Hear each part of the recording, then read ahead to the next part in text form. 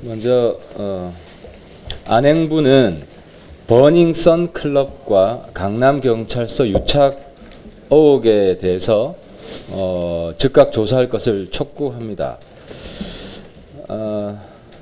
어제 제가 그 관련 영상을 쭉 다 봤는데요.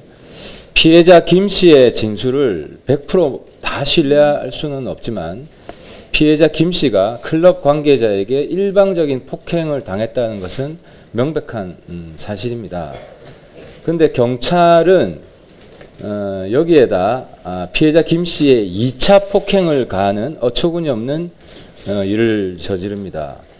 이 과정을 보면 경찰은 피해자의 호소는 철저히 외면하고 클럽 측의 이야기만 절대적으로 맹신했다는 것을 알 수 있습니다.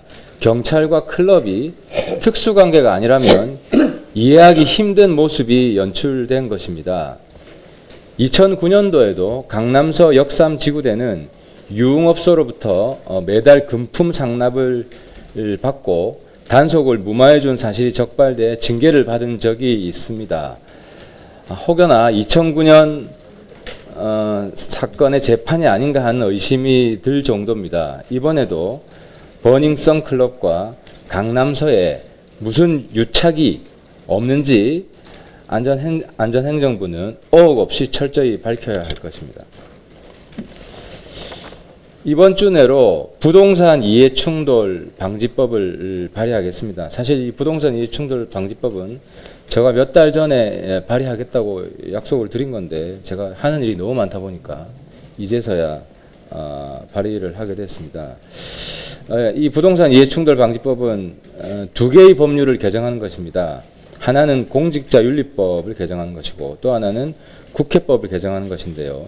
내용은 국회의원을 포함한 고위공직자가 다주택자이거나 혹은 특정 지역에서 부동산으로 영리사업을 할 경우에 부동산 정책에서 배제시키는 것입니다. 먼저 공직자윤리법 개정안은 재산 공개 대상 고위공직자가 대통령령으로 정한 부동산 투기 지역에서 1가구 2주택을 소유하고 있을 경우에 부동산 정책의 입안과 결정 과정에서 배제하도록 하는 것입니다. 두 번째, 국회법 개정안은 정부의 주택시장 정책을 심사하는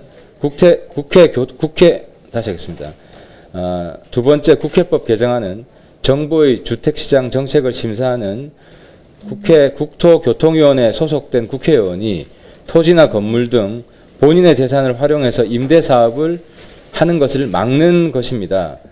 특히 정부의 부동산 및 주택정책을 감시 견제해야 할 국토교통위 소속 국회의원은 그 기간 동안에는 임대업 등 부동산을 활용한 영리 업무에 종사할 수 없도록 해서 부동산 정책에 대한 국회의 공정한 정책 수립에 대한 국민적 신뢰를 얻고자 함입니다. 부동산은 우리나라 국민들이 가장 중요하게 생각하고 가장 예민하고 민감한 주제입니다. 행정부와 국회에서 부동산 정책에 관여하는 국회의원을 포함한 공직자가 자신의 권한을 이용해서 불법 수익을 올리는 일이 없도록 법 개정을 해야 국민들이 정부와 국회가 수립하고 시행하는 부동산 정책에 대해서 보다 신뢰할 것입니다. 마치겠습니다.